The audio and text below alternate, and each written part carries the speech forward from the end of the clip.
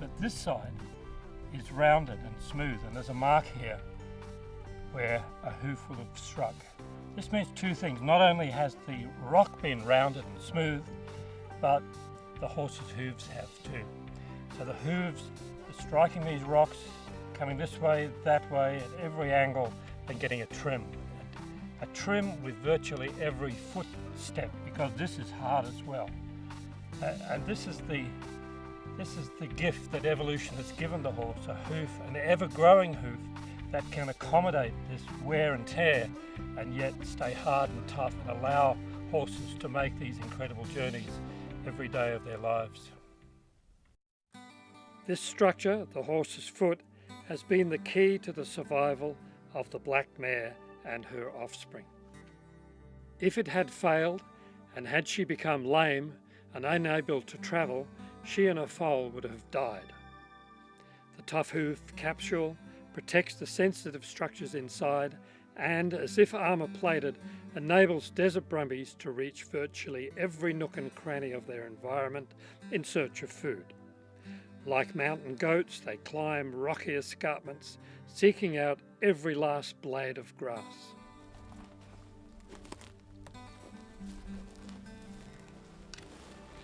It's almost impossible to believe that a horse could get up from the plains and climb these cliffs virtually to the top of the plateau, because clearly they have done. Here is some horse manure, and they're seeking out portions of food that must still be dry looking, must still be nutritious enough for them to find it important enough to make a journey.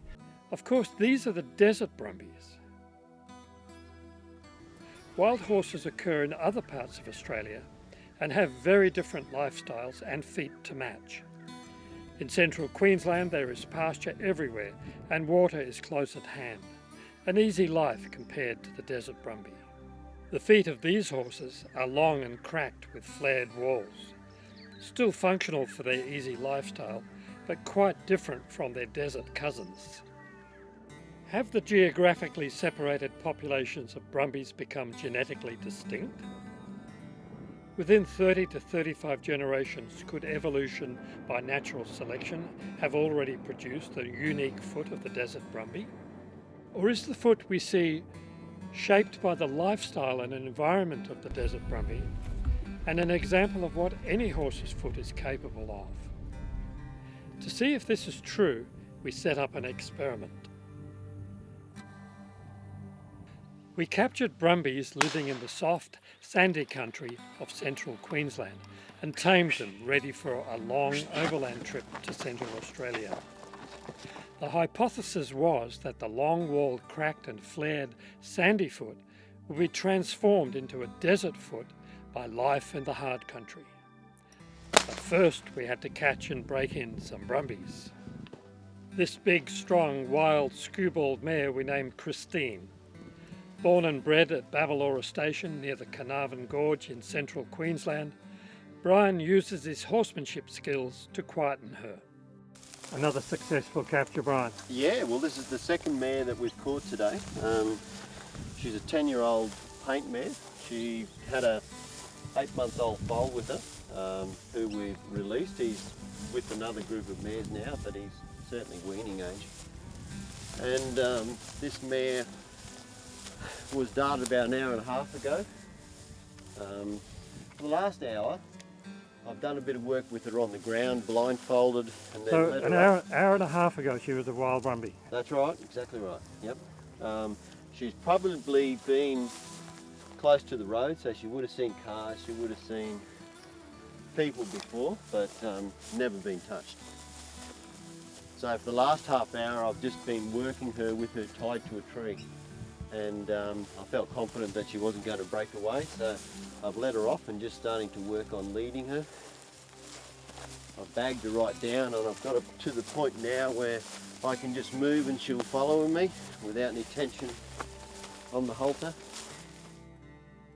When told she was going to travel 3,000 kilometres to Alice Springs, she was initially not very enthusiastic.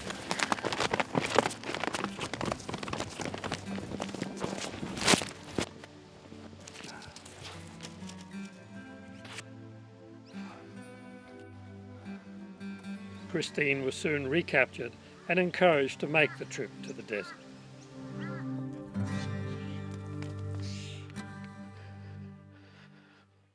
Get your mind back on me.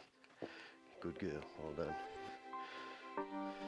Back, back, good, well done.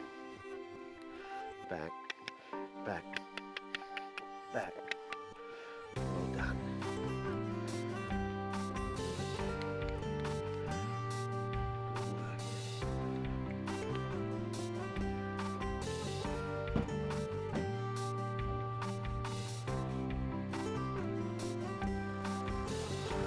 These were the wild brumbies that we captured at Babalora just 2 days ago.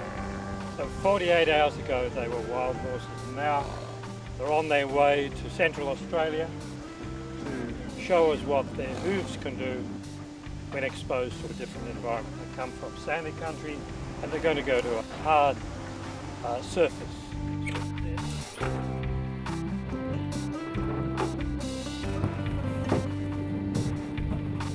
3,000 kilometres later, Christine is led into the desert. We hoped she would be accepted into a band of desert brumbies that would lead her to food and water and help her navigate in her new environment. Christine is tied to a tree at the entrance to Farrer Spring. Brian is above her in the tree to monitor progress and, if necessary, defend her from attack. A stallion leads his small band to water and encounters Christine.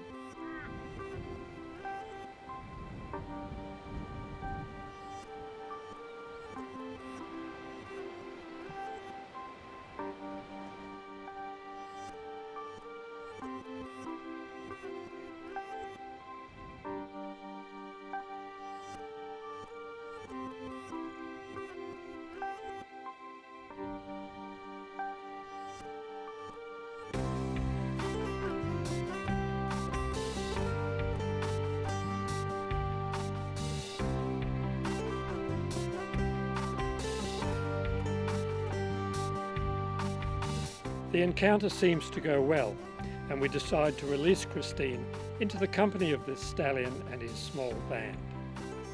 When last seen, they were heading east for the pastures in the sand dune country. 3 months later, Christine is found, alone, not far from where she was released. She has lost weight, and life in the desert has been tough for Christine. It is essential she is recaptured, not only to download the valuable information in her collar, but to rehabilitate her back to Queensland.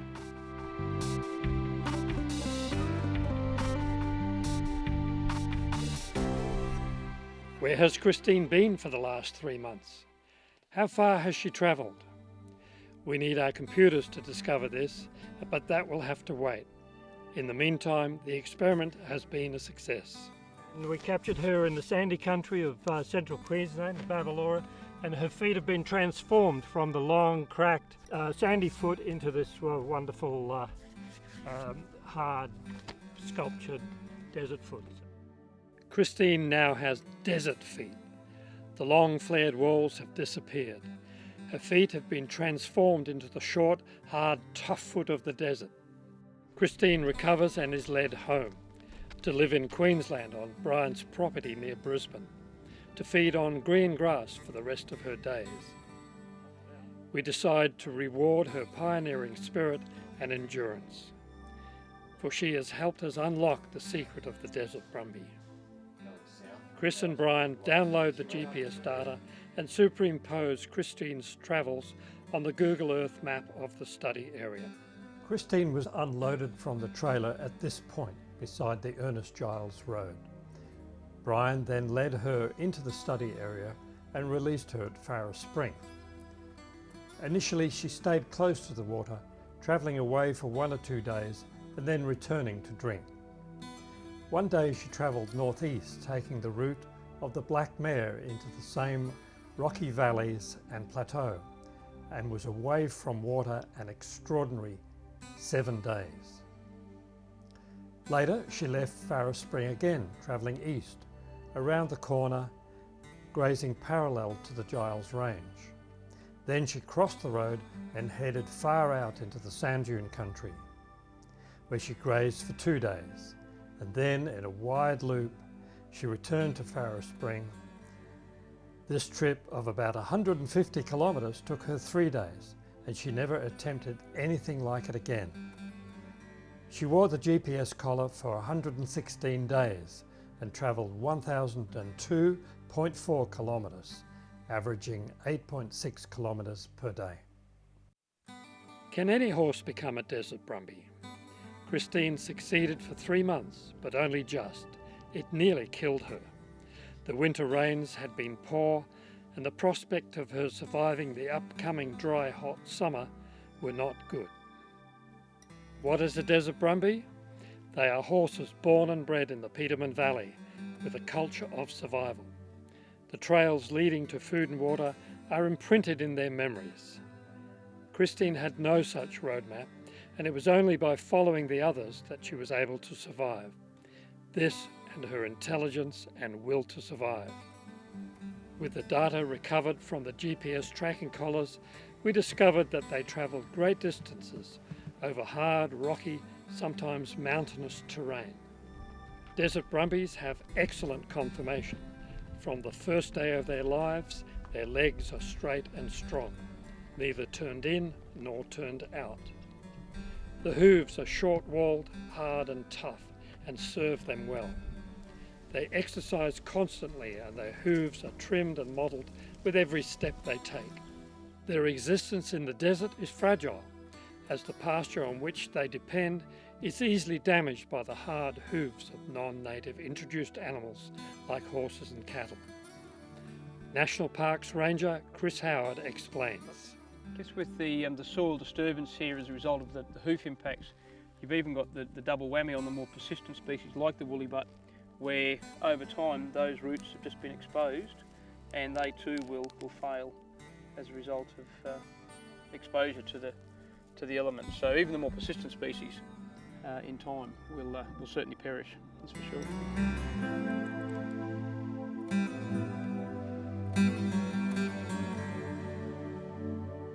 So you've really got quite an interesting contrast, an ungrazed area here versus that side of the fence where you've got none of your spring flowering occurring yet on what's a fairly heavily grazed patch of countryside. Well, I guess at the end of the day, if we want Australia to end up being fairly pristine and as it should be here, then we need to remove the feral animal species. Let's have a look at the horses and the camels and the likes, and really need to manage those hard hoof species so that this soft fragile surface here doesn't end up in a trash state like we've got here. I think this would be the key point.